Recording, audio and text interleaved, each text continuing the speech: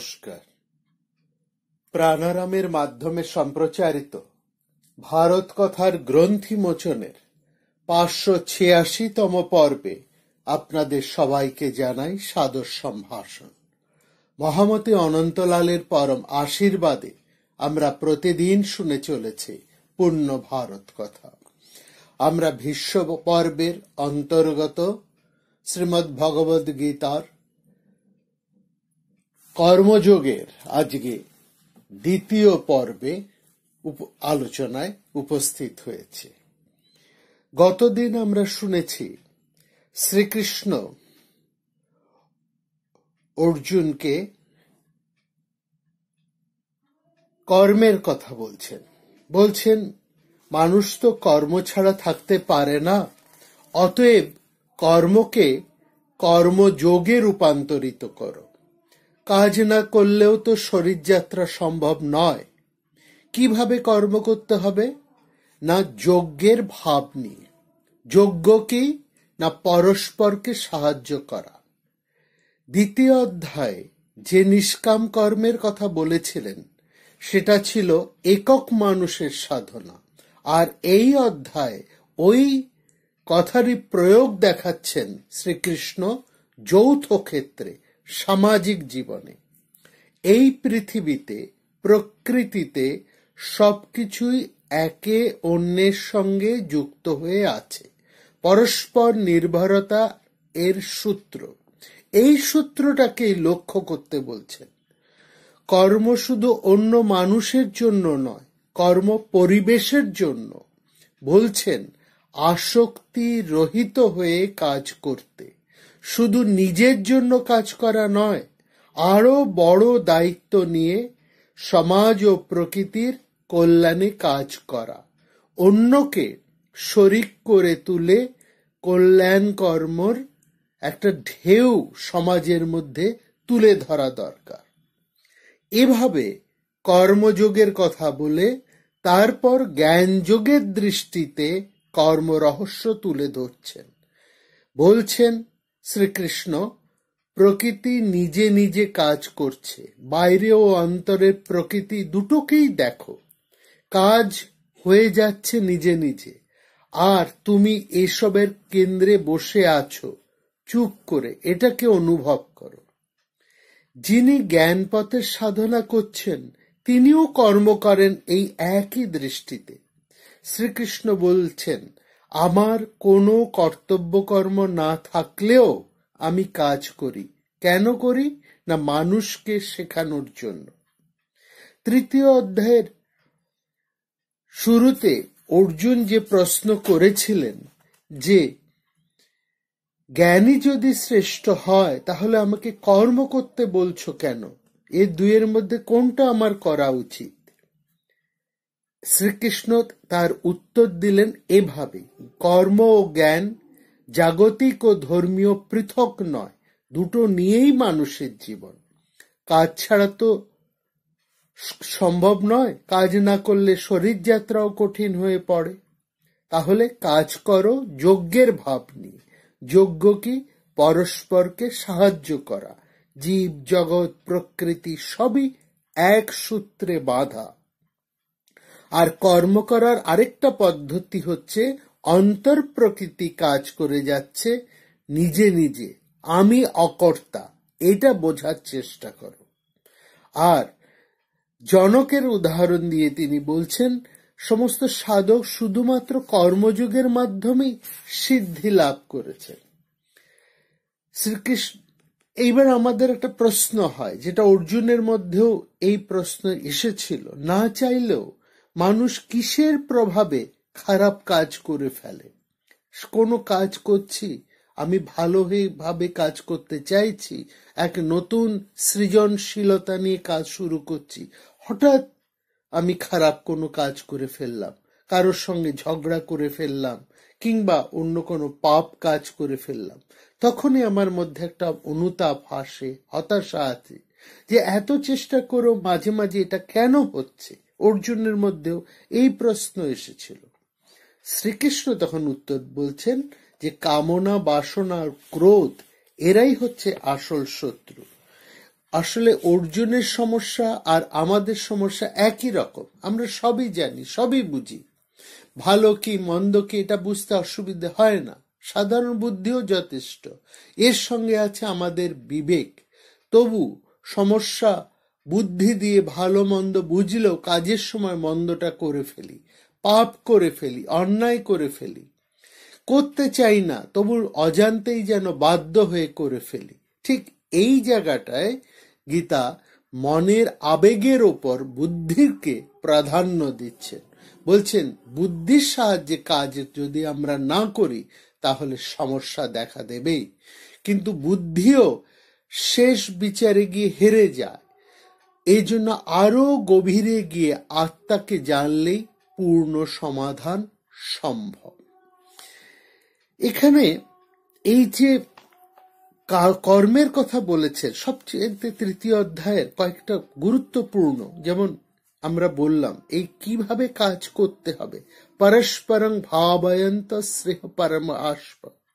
এই যে পরস্পরম ভাবয়ন্তম শ্রেয় পরম আবাস্পত, পরস্পরকে সাহায্য করো, তাহলে উভয়েরই অগ্রগতি হবে। পরস্পর ধ্বংসাত্মক কাজ যদি করি তাহলে দুজনেরই বিনাশ হবে। এইটা যেমন এই অধ্যায়ের খুব গুরুত্বপূর্ণ, এই অপূর্ব বাণী, এটা সমস্ত মানব জাতির উদ্দেশ্যেই শ্রীকৃষ্ণ দিচ্ছেন, এবং বর্তমান সময় তো এটা বিশেষ গুরুত্বপূর্ণ।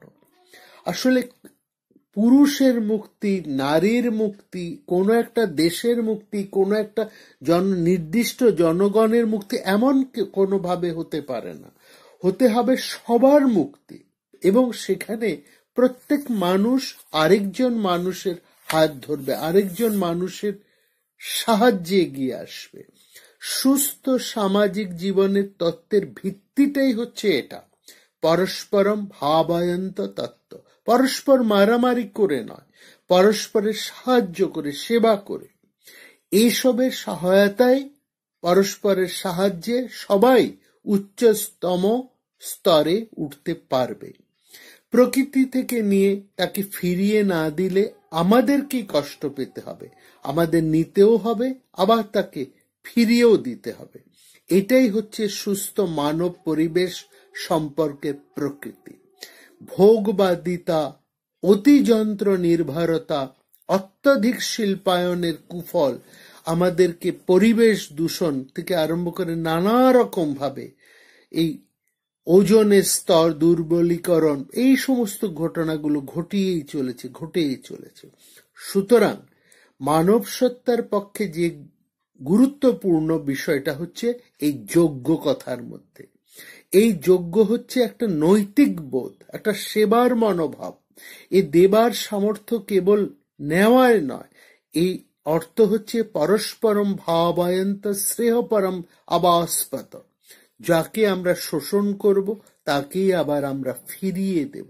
এই জায়গাটাই আমাদেরকে সবসময় মাথায় রাখতে হবে। এর কথাই এখানে বলছে। এই কথা বলতে গিয়ে এই অধ্যায়ে শ্রীকৃষ্ণ আরেকটা গুরুত্বপূর্ণ কথা বলছেন। কি বলছেন? বলছে সমস্ত ইন্দ্রিয়ের, মানুষের যে ইন্দ্রিয়, এর ইন্দ্রিয় অনুকূল এবং প্রতিকূল বিষয় ভেদে কিছু জিনিসের প্রতি আমাদের আসক্তি এবং কিছু জিনিসের প্রতি আমাদের বিদ্বেষ ভাব আসে, কিন্তু কিছুতেই তাদের অধীনে আমরা যেন বশীভূত না হই। কারণ তার বশীভূত যদি হই তাহলে সেই ইন্দ্রিয় আমাদের শ্রেয় লাভের সব উপায়গুলোকে হরণ করবে। এখানে খুব সুন্দরভাবে বলছেন যে ইন্দ্রিয় এবং ইন্দ্রিয় স্বার্থ, এই দুটো কথা বলছেন। ইন্দ্রিয় এবং ইন্দ্রিয় স্বার্থ, এই দুটো কথার অর্থ হচ্ছে ইন্দ্রিয়, আর ইন্দ্রিয় স্বার্থ কথার অর্থ হচ্ছে তার বিষয়। এই দুটো পরস্পর সম্পর্কিত। ইন্দ্রিয়স্য ইন্দ্রিয়স্য অর্থে কিভাবে তারা সম্পর্কিত? দুটো আবেগের মাধ্যমে। একটা হলো রাগ বা আসক্তি, আর অন্যটা হলো বিদ্বেষ বা ঘৃণা। বিষয় যদি আমার অনুকূল হয় তাহলে আমরা তার প্রতি আসক্ত হই, যদি প্রতিকূল হয় তাহলে আমি তাকে ঘৃণা করি, তার প্রতি আমার বিদ্বেষ যুক্ত হয়। এইভাবেই আমরা সমস্ত বাইরের যত বিষয় সে ব্যাপারে আমরা ইন্দ্রিয়জ অভিজ্ঞতার প্রতি আমাদের প্রতিক্রিয়াকে আমরা প্রকাশ করে থাকি। সুখকর অভিজ্ঞতাকে আমরা স্বাগত জানাই, দুঃখজনক অভিজ্ঞতা থেকে আমরা দূরে থাকার চেষ্টা করি। এইভাবে আমরা বাহ্য ভোগ্য জগৎ সম্বন্ধে ব্যবহার করে থাকি। রাগ ও দেশও ব্যবস্থিত, রাগ ও দেশ দৃঢ়ভাবে প্রতিষ্ঠিত হয়ে আছে। বাহ্য ইন্দ্রিয় ভোগ্য জগতে মানবীয় গঠনতন্ত্র বেশ ভালোভাবেই প্রতিষ্ঠিত হয়ে আছে রাগ এবং দেশ, অর্থাৎ অনুরাগ এবং বিরাগ, এই দুটো আবেগের মাধ্যমে। কৃষ্ণ এখানেই বলছেন তায়ও না বশমা অগচ্ছেত, এদের বশীভূত হয়েও না। এই রাগ এবং দেশ, এই দুটো আবেগের বশীভূত হয়েও না। কেন? তো হি অস্য পরিপন্থিনো, তারা আমাদের জীবনে শ্রেয় লাভের রাজপথে দস্যু রূপে মানে প্রতিকূল রূপে পরিচিত।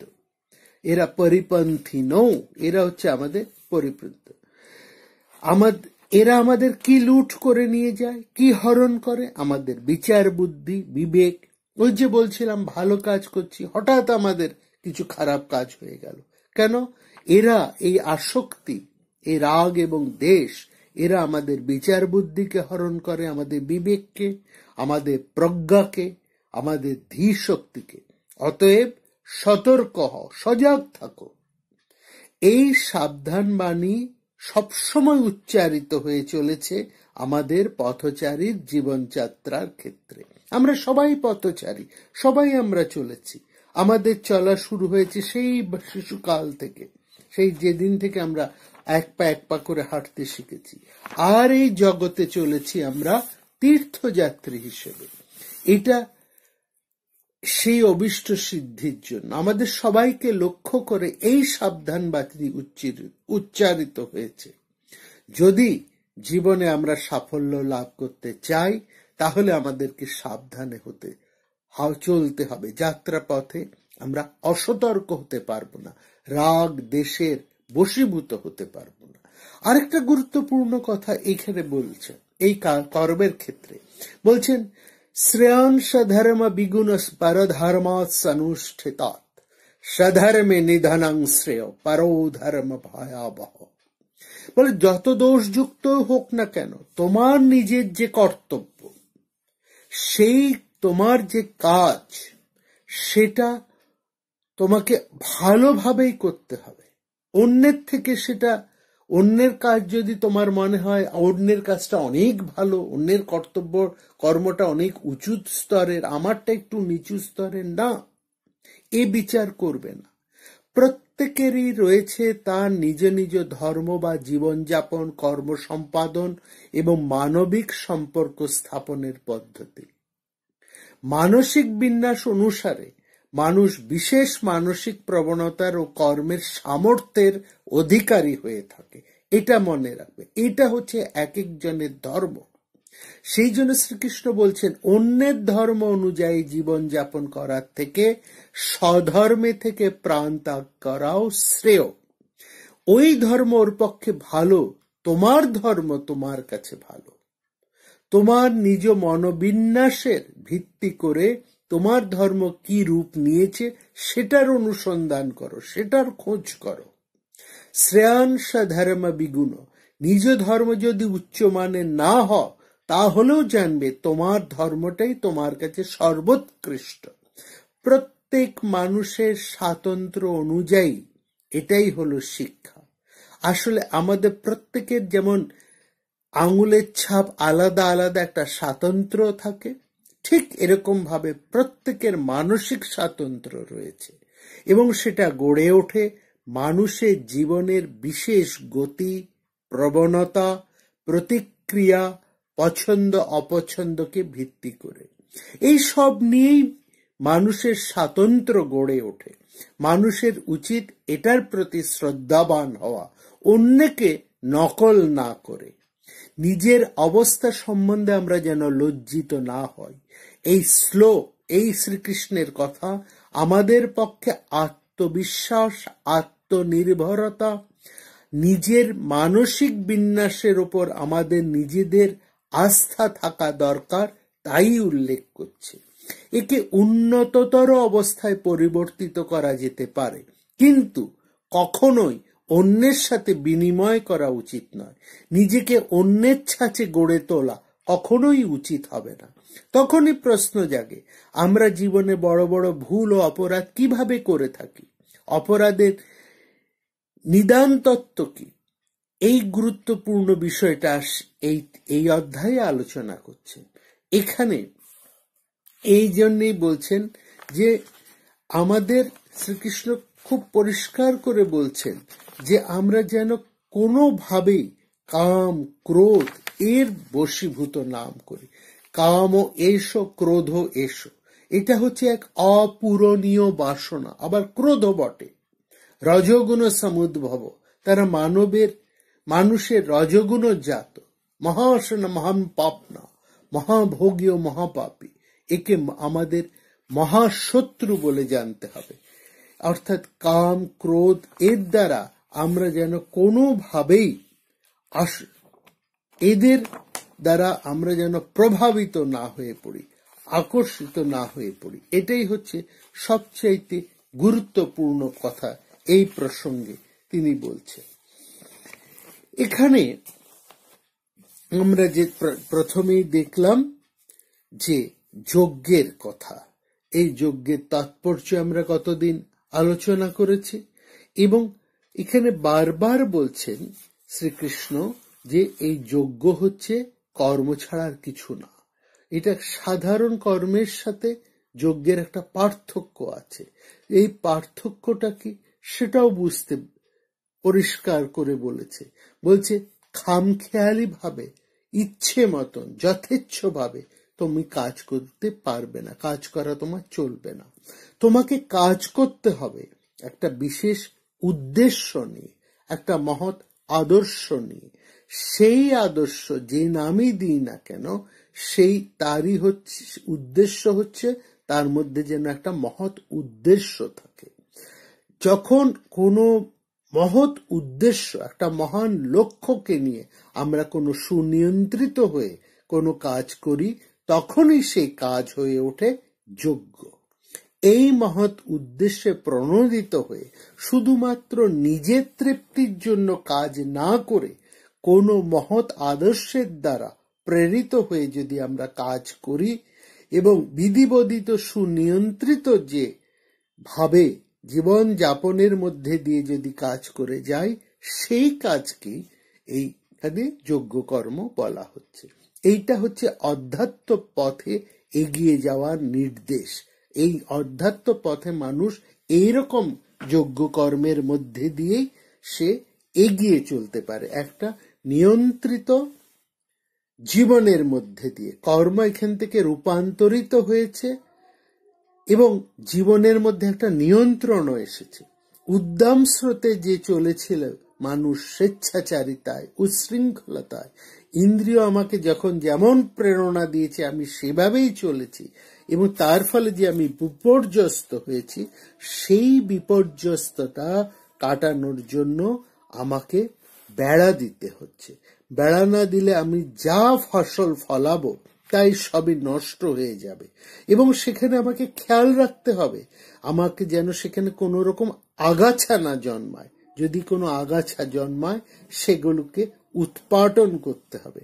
বেড়া দেওয়া আর আগাছা উৎপাটন, এই দুটো কাজ করতে হয় যেমন বাগানে, ঠিক সেই রকম ভাবে জীবনের মধ্যেও আমাদেরকে এইভাবেই লক্ষ্য করতে হবে।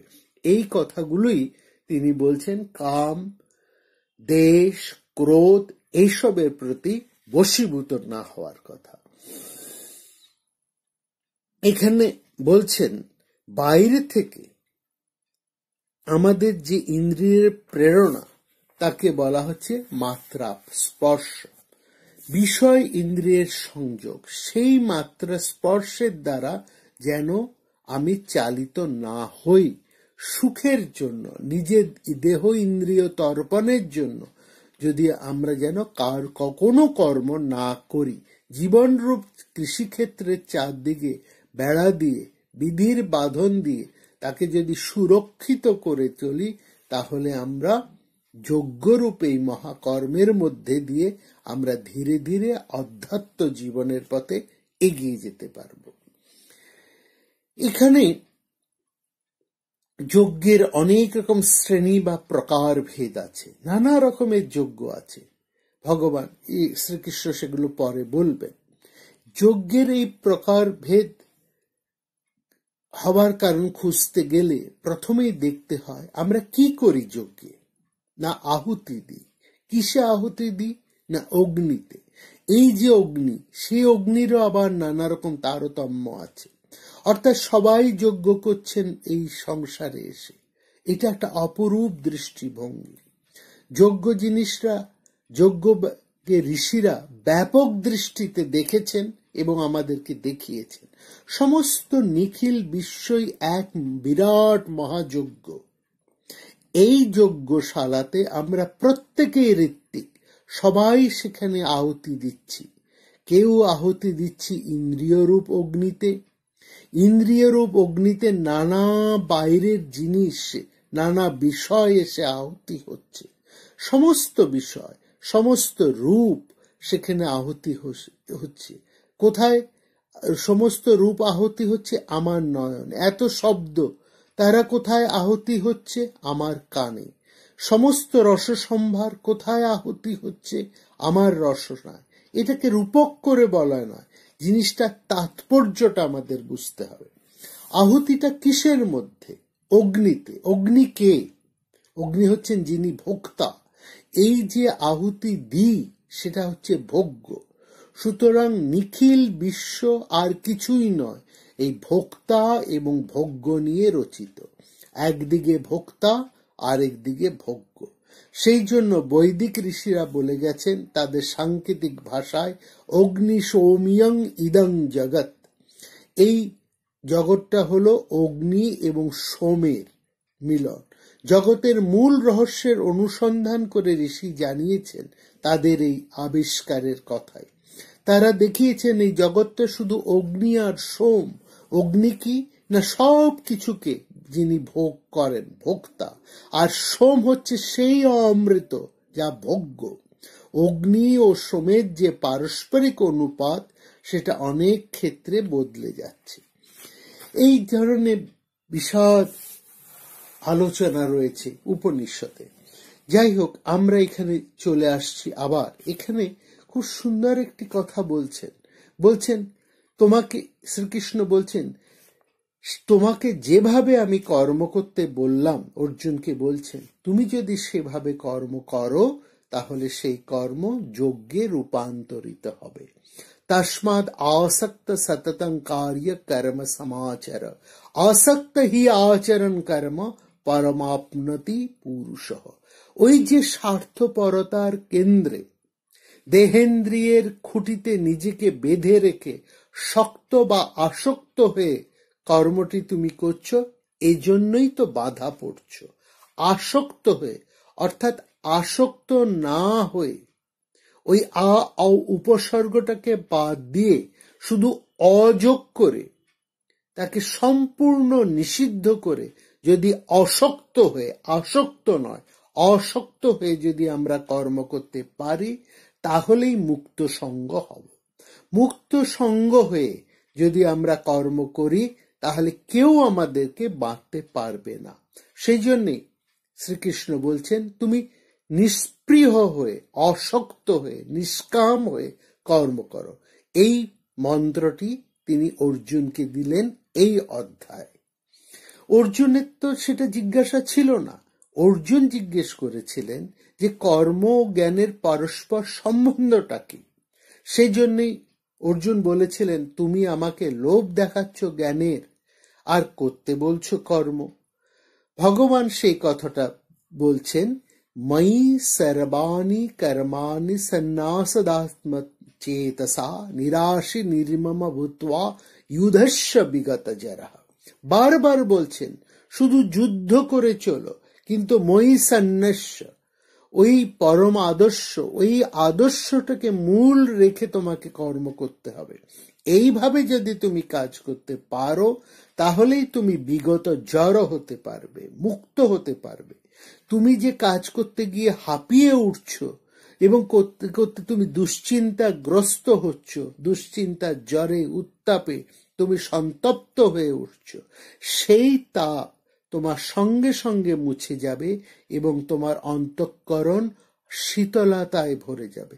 যদি তুমি আমাকে সব কিছু সন্ন্যাস করে, অর্থাৎ ত্যাগ করে কর্ম করতে পারো, যদি সবকিছু ঈশ্বরের উদ্দেশ্যে আমরা ত্যাগ করে কাজ করতে পারি, তাহলেই আমাদের অন্তর এক আনন্দে ভরে উঠবে। এই উত্তাপ, এই যে আমরা কাজ করছি, সঙ্গে সঙ্গে আমাদের মনের মধ্যে একটা উত্তাপের সৃষ্টি হচ্ছে, এই রাগ এবং দ্বেষের। এই উত্তাপটা কি? সে বলছে ইন্দ্রিয়াস্য ইন্দ্রিয়ার্থে রাগ ও দেশ ব্যবস্থিত তৈরন বা সমাগচ্ছত হি অশ্ব পরিপন্থী নৌ, যে কথাটা আমরা আগে বলেছি। বলছে অর্জুন তো জ্ঞানের জন্য প্রলুব্ধ, তিনি কর্মের প্রতি কিন্তু বিমুখ। কিন্তু শ্রীকৃষ্ণ তাকে বলছেন এমন যে আকর্ষণীয় জ্ঞান, যে জ্ঞানের দিকে তুমি হাত বাড়াচ্ছ, কিন্তু হাত বাড়ালেই কি তুমি তাকে পাবে? অর্জুনের মুখ দিয়ে প্রশ্ন তুলে দেখালেন, চোখের সামনে সেই যে তুষার মৌলিক জ্ঞানের চিরশুভ্র উজ্জ্বল শিখর থাকলেও তুমি তা দেখতে পাবে না যদি তোমার নয়নটা আবরণ থাকে, তোমার যদি দৃষ্টিশক্তি না থাকে, কিংবা তোমার দৃষ্টির সামনে যদি কোনো আবরণ থাকে, তাহলে তুমি সেই তুষার মৌলিক জ্ঞানের চিরশুভ্র উজ্জ্বল শিখর তুমি দেখতে পাবে না।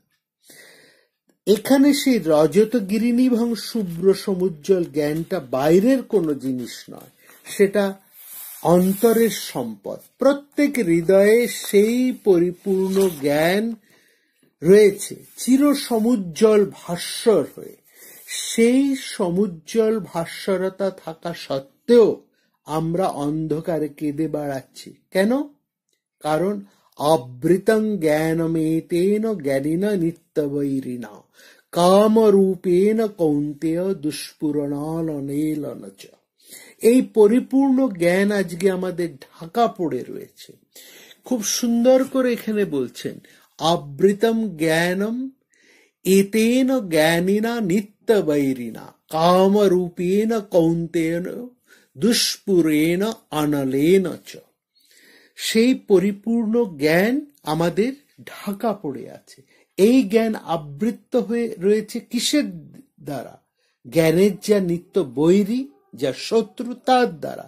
জ্ঞানের চিরশত্রু সেটা কে না? জ্ঞানের চিরশত্রু হচ্ছে কাম।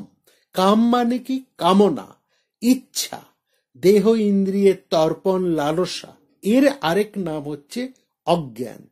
এই অজ্ঞান এসে কি করছে? এই অজ্ঞান সেই পরম জ্ঞানকে ঢেকে দিচ্ছে, আবরণ করছে। না হলে সেই জ্ঞান এখনই এই মুহূর্তেই প্রত্যেকের কাছে লাভ করা সম্ভব হতো। প্রত্যেক জীবের স্ব-অধিকার সেটা, প্রত্যেক জীবের স্বাধিকার বলে এটা কারো কাছে মাথা খুঁড়ে পাবার জিনিস নয়। নিজের অন্তরেই সে রয়েছে এবং নিজেকেই তা উপলব্ধি করতে হবে। উপলব্ধি করেই নিজের অন্তরের থেকে তাকে জানতে হবে। এটা উপলব্ধির জিনিস, কারো পায়ে মাথা খুঁড়ে এটা পাওয়া যায় না।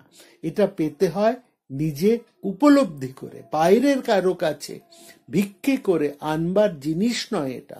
সেই জন্য বলছেন উপনিষদ খুব চমৎকার করে বলছেন, ঈশ উপনিষদে বলছেন হিরণ্ময় পাত্রেণ সত্তাসপি হিতম মুখম তত্তপুষণ অপবৃণ সত্য ধর্মায় দৃষ্টায়।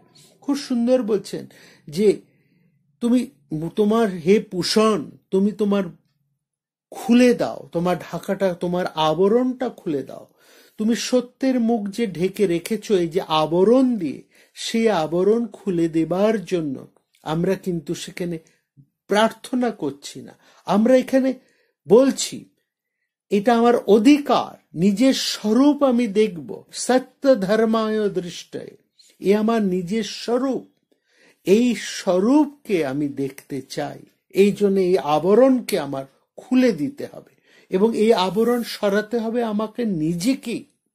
এই আবরণ বাইরের থেকে কেউ এসে সরিয়ে দিতে পারবে না। এইটাই হচ্ছে আসল কথা। এই জন্য বলছেন যে যা আমার অন্তঃসত্ত্বার সাথে মিশে আছে, যেটা আমার আত্মস্বরূপ, তাকে যেন কোনোদিন আমি না হারাই। সেই জন্য বলছেন যে যাকে আমি সব থেকে প্রিয় মনে করছি, পুত্র, বিত্ত, সম্পদ, যা কিছু বলো, সব থেকে প্রিয়তম হচ্ছে এই আত্মা। কেন সে তোমার অন্তরতম? কারণ সে আমার হৃদয়ে রয়েছে, অথচ তাকে যে পাচ্ছি না, কারণ তাকে আমি ঢাকা দিয়ে রেখেছি। এই কথাটা রবীন্দ্রনাথ ভারী চমৎকার ভাবে বলেছেন। সে অন্তরময়, অন্তরে মিশালে তবে তার অন্তরের পরিচয়, পাইনে সর্বত্র তার প্রবেশের দ্বার, বাধা হয়ে আছে মোর বেড়াগুলি জীবনযাত্রার। এই কামনার আবরণ রয়েছে বলেই আমরা তাকে লাভ করতে পারছি না। সেই আগুন, সেই পরশমণি আমার মধ্যে আছে, অথচ আমি তাকে পাচ্ছি না। সেই জ্ঞানের উজ্জ্বল ভাস্বরতা, সেই ভাস্বরতা আমার মধ্যে রয়েছে, অথচ আমি তা থেকে বঞ্চিত। অর্জুন তার দিকে হাত বাড়াচ্ছেন, আমরাও তার মতন, সব অর্জুনের মতনই সেই বিষয়ের জন্য প্রলুব্ধ। কতক্ষণে সেই জ্ঞান লাভ করব? কিন্তু সেই জ্ঞান, সেই আগুন ছাই চাপা পড়ে রয়েছে, ভুরির ভূতিচ্ছন্ন অগ্নিবাত। সেইখান থেকে ছাইকে সরাতে হবে। সেই জন্য এই যে ছাইকে, আবরণকে যে সরানোর যে প্রয়াস, এই প্রয়াসের নামই হচ্ছে কর্ম। এই জন্য কর্মের সাথে জ্ঞানের একটা অচ্ছেদ্য সম্বন্ধ। সেই ভস্ম বা ছাইকে যদি আমরা অপসারিত করি, তাহলে সঙ্গে সঙ্গে দেখতে পাবো চিরকালই আমার মধ্যে সেই পরশমণি ছিল, সেই উজ্জ্বল ভাস্বরতা ছিল, সেটা আমার নিজস্ব সম্পদ। সেই সম্পদও আমি চেষ্টার দ্বারা আহরণ করলাম না, যেমন বাইরের ধন সম্পদকে আহরণ করি। যেটা আমার ভেতরে ছিল, তার উপরে যে আবরণ পড়ে গেছিল, সেই আবরণ সেই আবরণকে আমি যখন অপসারণ করি, সেই অপসারণের জন্য যে আমার প্রয়াস, সেই যে প্রাণপণ প্রয়াস, এই প্রয়াসকেই তৃতীয় অধ্যায়ে শ্রীকৃষ্ণ বলছেন যজ্ঞরূপ মহাকর্ম। এই জন্য বারবার শ্রীকৃষ্ণ উৎসাহ দিচ্ছেন অর্জুনকে যজ্ঞ আচরণের জন্য। কুরু কর্মৈব, কর্মই করো, কর্মই করো, এই বলে অর্জুনকে এত যে উৎসাহিত করলেন, তার রহস্যটা আমাদের বুঝতে হবে। এই প্রসঙ্গে তিনি দেখালেন কামনা কেমন করে ধীরে ধীরে সব কিছুকে একেবারে পরিপূর্ণভাবে ঢেকে ফেলেছে। সেই জন্য অধ্যায়ের শেষে অর্জুনকে সচেতন করে আবার আদেশ দিলেন যে কামনাকে পরিহার করে তোমায় কর্ম করে যেতে হবে। ছাইকে যেমন সরাতে পারলে আগুন পাবে, মেঘকে যেমন অপসারিত করতে পারলে তবে সূর্যকে দেখতে পাবে, তেমনি সেই মেঘকে সরাবার জন্য, ছাইকে অপসারণ করার জন্য তোমাকে কি করতে হবে? পাপনাহং প্রজাহি জয়ী শত্রু মহাবাহ। এখানে লক্ষ্য করে দেখার জিনিস হলো এই যে সর্বত্র সাধনার নানা রকম অপরূপ সংকেত শ্রীকৃষ্ণ দিয়ে যাচ্ছেন। তস্মাতম ইন্দ্রিয়ানি আদ্য নিয়ম্য ভরতর্ষভ পাপপ্নম প্রজহি এনম জ্ঞান বিজ্ঞান নাশনম। আবার বলছেন এবং বুদ্ধে পরং বুদ্ধা সংস্তব্ধ আত্মনম আত্মনা জহি শত্রু মহাবাহ কাম রূপম দুরাসদম। এই দুটি শ্লোকে একই কথা বললেন, একই জায়গায় প্রজহি আর অন্য জায়গায় জহি। এক জায়গায় বলছেন প্রজহি আর অন্য জায়গায় বলছেন জহি। এক জায়গায় বলছেন পাপপ্নাং অর্থাৎ কামকে পাপ বলে উল্লেখ করছেন, আরেক জায়গায় পরিষ্কার বলছেন জহি শত্রু মহাবাহ কামরূপম দুরাসদম। এই কামরূপ মহাশত্রুকে, যে আমার মহাসম্পদ থেকে আমাকে বঞ্চিত করে রেখেছে, যদি জানতেই পারি আমারই অন্তরে আমি অনন্ত সম্পদের অধিকারী, কিন্তু সেই সম্পদ না পাওয়ার জন্য আজ আমার এত দারিদ্র, এত কষ্ট, তাহলে সঙ্গে সঙ্গে আমার সেই সম্পদ যে পেতে দিচ্ছে না, যে যার জন্য পাচ্ছি না, তাকে নির্মূল করার জন্য আমি যেমন উঠে পড়ে লাগি, সচেষ্ট হয়ে উঠি, সেই উদ্যোগে যেমন আর কোনো শৈথিল্য থাকে না, ঠিক সেই একই ভাগে শ্রীকৃষ্ণ উদ্বুদ্ধ করছেন অর্জুনকে, জহি শত্রুং মহাবাহ, জহি শত্রুং মহাবাহ। কিন্তু এই জয় করবার দুটি স্তরে দুটি সাধন সংকেত তিনি একই সঙ্গে দিয়ে দিলেন। কামনাকে কেমন করে সরাবো? সে যে কায়েম হয়ে বসে আছে আমার সত্তায়, আমার দেহে, মনে, প্রাণে, সেখান থেকে তাকে উৎসাদন করব কি করে, সরাবো কি করে? উৎসাদন করবার প্রথম উপায় হচ্ছে ইন্দ্রিয়ানদ্য নিয়ম্য। এই নিয়মনটি হলো যজ্ঞের মূল কথা। সুনিয়ন্ত্রিত করো, তোমার জীবন যাত্রাকে সুনিয়ন্ত্রিত করো, তোমার ইন্দ্রিয় বর্গকে সুনিয়ন্ত্রিত করো। ইন্দ্রিয় বর্গ মানে তোমার জীবন যাত্রাকে। এই সুনিয়ন্ত্রিত জীবন যাত্রার মাধ্যমে তোমার ইন্দ্রিয় বর্গকে তুমি আস্তে আস্তে জয় করো। আর দ্বিতীয় পদটি বলছেন এবং বুদ্ধে পরং বুদ্ধা। কাম সম্পূর্ণ নির্মূল কখন হবে? যখন নিয়ন্ত্রণের ফলে আমার ওপর তার যে অধিকার, সেই অধিকারকে যখন আমি সরাতে পারবো, তার যে শক্তির প্রাবল্য, তাকে আমরা শিথিল করতে পারবো। সে কিন্তু সম্পূর্ণ নির্মূল হবে না। নির্মূল তখনই হবে যখন বুদ্ধে পরং বুদ্ধা, বুদ্ধির পারে যিনি আছেন, যখন তাকে জানবো। অর্থাৎ এখন আমার কামনার বিষয় হচ্ছে যেসব জিনিস, তার চেয়েও বড় কোনো জিনিস যখন আমাকে আকৃষ্ট করবে, তখন বাইরের সব জিনিস আমার কাছে তুচ্ছ হয়ে যাবে, তখন কামনা আপনিই সরে যাবে। যেমন খুব চমৎকার সেই কমলাকান্তের গান গেয়ে এই প্রসঙ্গে গোবিন্দ গোপাল মুখোপাধ্যায় বলেছিলেন, মজল আমার মনভ্রমরা কালীপদ নীল কমলে, বিষয় মধু তুচ্ছ হলো কামনা কুসুম সকলে। মায়ের পরম পদকমলে যখন আমার মনোমধু সেই অমৃতের আস্বাদ পেল, তখন বিষয় মধু তার কাছে বিষের মতো হয়ে গেল, আর সেদিকে কেউ ফেরে না। আমার মন ইন্দ্রিয় আর সেই বিষয়ের সাথে আসক্ত হতে চায় না। ঠিক এই কথাই স্থিতপ্রজ্ঞের প্রকরণে 2য় অধ্যায়ে তিনি শ্রীকৃষ্ণ বলেছিলেন অর্জুনকে, বিষয়া বিনির্বর্তন্তে নিরাহারস্য দেহিনঃ রসবর্জং রসপাস্য পরং দৃष्ट्वा নিবর্ততে। বিষয় আমার কাছ থেকে ফিরে ফিরে যাবে যদি আমি তার নিয়মন করতে পারি, কিন্তু রসটা থেকে যাবে। মন বলে, আহা, ভোগটা করলাম না, করলেও হতো, কিন্তু সে রস কখন যাবে? এই রস হলো তৃষ্ণার কামনার মূল রূপ, সূক্ষ্ম রূপ। সেই রূপটি যখন উচ্ছন্ন হবে, নষ্ট হবে, সরে যাবে, যখন পরং মানে তখন সেই শ্রেষ্ঠকে, বিষয়ের থেকেও কোনো পরং বা শ্রেষ্ঠম কোনো বড় জিনিসের সাক্ষাৎ আমি পাব, তখনই আমার এই বিষয় মধু তুচ্ছ হবে। এই হচ্ছে আসল কথা। বলছেন এমন একটা বড় জিনিসের আস্বাদ যখন সত্যি মানুষ পায়, সেই বিপুল ঐশ্বর্য, তখন সাংসারিক ধন জন যা কিছু সমস্ত মায়া তুচ্ছ হয়ে যায়। সেইটাই হচ্ছে ভারতের আধ্যাত্ম সাধনার মূল কথা। আবার আমরা সেই রবীন্দ্রনাথের কবিতায় যদি ফিরে আসি, সেখানে সেই শিশু কবিতার মধ্যে বলছে, ভাবে শিশু বড় হলে শুধু যাবে কেনা, বাজার উজাড় করি সমস্ত খেলো না। তারপরে যখন সে একটু বড় হয়, বড় হলে খেলা যত ঢেলা বলি মানে, দুহাত তুলে চায় ধনজন পানে।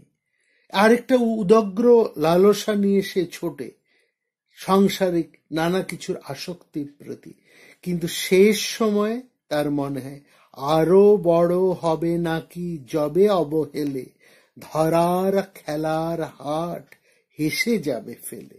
এই হচ্ছে ঠিক আসল কথা।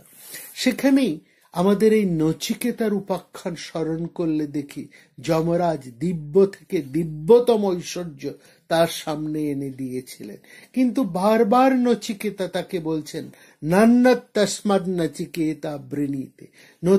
নচিকেতা তাছাড়া আর কিছুই চায় না। ভারতবর্ষের একটা বালক যেমন এই কথা বলতে পেরেছিলেন, তেমনি এক পতিব্রতা নারীও সেই একই কথা বলেছেন। তার স্বামী অরণ্যে চলে যাবার সময় বলছেন, আমার যা কিছু সম্পদ তা আমি তোমাদের দুজনের মধ্যে ভাগ করে দিয়ে যাচ্ছি। সঙ্গে সঙ্গে তার এক স্ত্রী মৈত্রেয়ী প্রশ্ন করলেন, এ সম্পদ পেয়ে আমার কি হবে? তাকে যাজ্ঞবল্ক্য বললেন, স্বামী তুমি সুখে থাকবে, কোনোদিন আর খাওয়া পড়ার কষ্ট থাকবে না। উপকরণ থাকলে, বাড়ি ঘর বিষয় আসক থাকলে মানুষের যে সুখ থাকবে সেই সুখ থাকবে। এতে তো মৈত্রেয়ীর নিশ্চিন্ত হওয়া উচিত ছিল, কারণ এটাকেই তো মানুষ মনে করে নিশ্চিন্ততা, নিরাপত্তা। জীবনে এসব থাকলেই আমি নিশ্চিন্ত। কিন্তু সেই রমণীর মুখ থেকে উচ্চারিত হয়েছিল কোন সুদূর অতীতে ভারতবর্ষে সেই সনাতন বাণী, যে নাহং নামৃতাসাম কিমহং তেন কুর্যম। তুমি আমাকে যা দিয়ে যাচ্ছ তার দ্বারা কি আমি অমৃত হব? যদি তা না হই তবে তা দিয়ে আমি কি করব? সেই যে অমৃতের লালসা বা পিপাসা, তা যখন জাগে তখন কি হয়? এই কামরূপ দুরাসদ বিজিত হয়, পরাভূত হয়। এবং সেটা বুঝেছিলেন বলেই মমতাময়ী সংসারের কামনা বাসনায় জড়ানো এক নারী মৈত্রেয়ী এবং অপরিণত বয়স্ক এক সামান্য কিশোর বালক নচিকেতা পরং বুদ্ধা সবকিছুকে তুচ্ছ করে যেতে পেরেছিলেন, নইলে তা সম্ভব হতো না। সুতরাং আমরাও যদি সেই অমৃতময় পথের অন্বেষণ করতে চাই, আমরাও যদি সেখানে পৌঁছতে চাই, তাহলে আমাদের সাধনার আরম্ভ হবে ইন্দ্রিয়ানাদ্যৌ নিয়ম্য, ইন্দ্রিয় বর্গকে, জীবনযাত্রাকে সুনিয়ন্ত্রিত করার মধ্যে দিয়ে।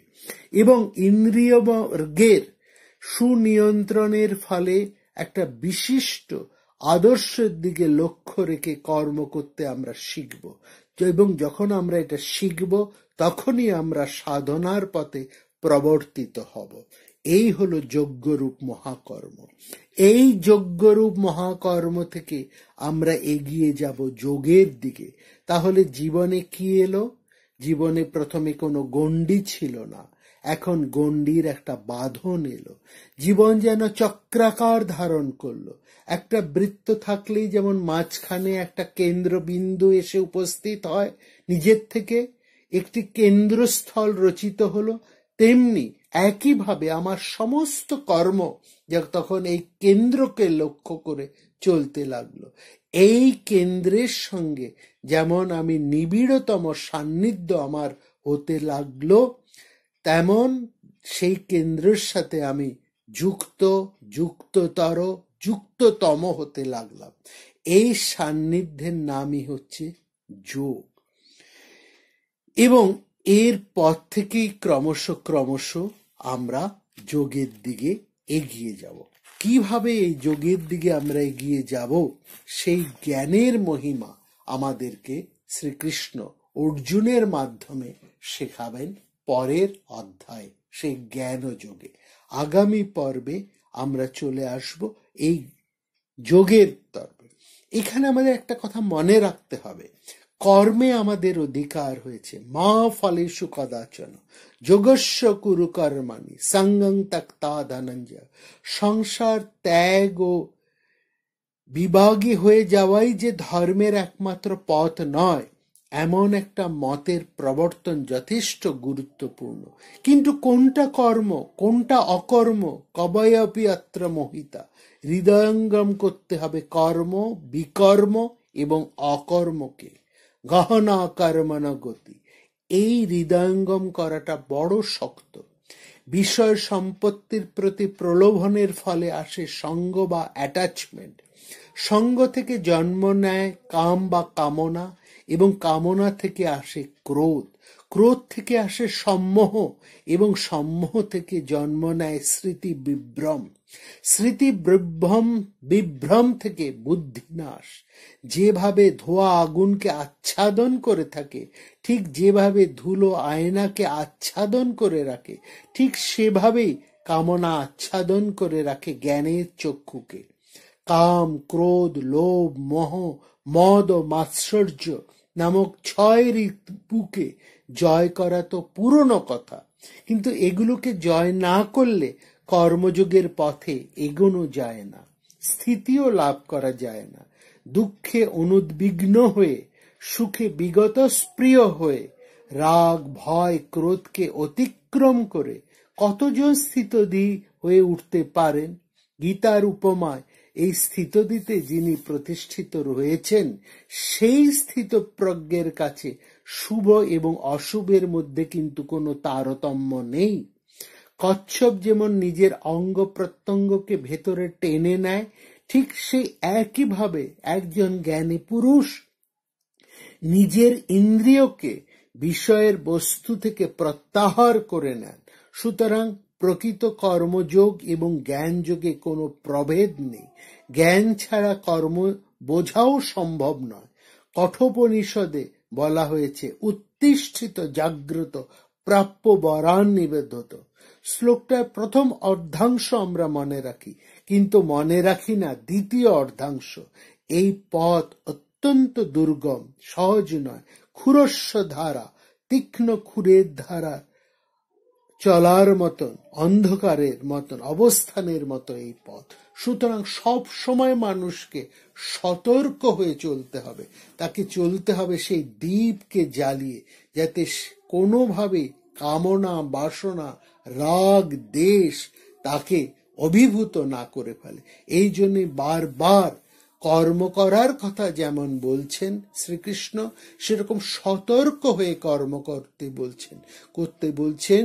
একেবারে নিজের বুদ্ধিকে, প্রজ্ঞাকে